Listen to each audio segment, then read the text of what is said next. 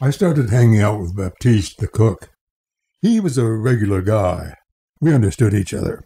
We were cut from the same cloth. Dishwashers, taxi drivers, machine gunners. We're the guys who sweep the floors, flip the burgers, and fight the wars on the ground. The truth is, I would have been more comfortable working in the kitchen at Belle Isle than playing at being a writer in residence. Baptiste had a pirogue, and we'd tool around the bayous.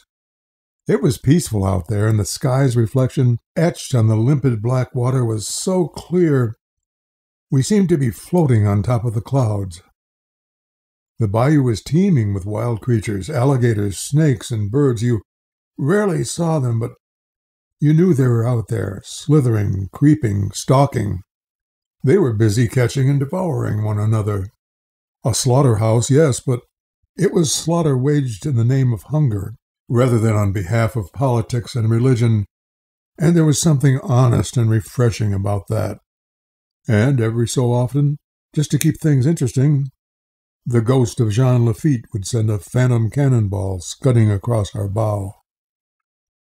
Then there was the matter of Alessandra, the interpretive dancer.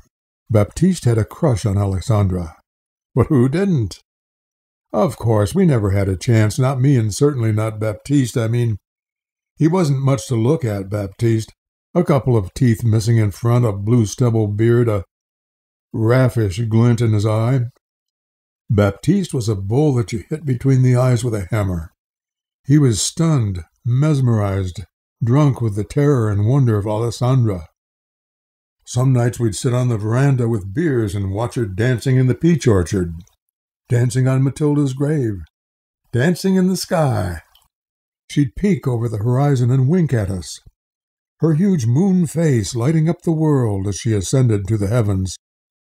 Alessandra wasn't a woman, she was a constellation.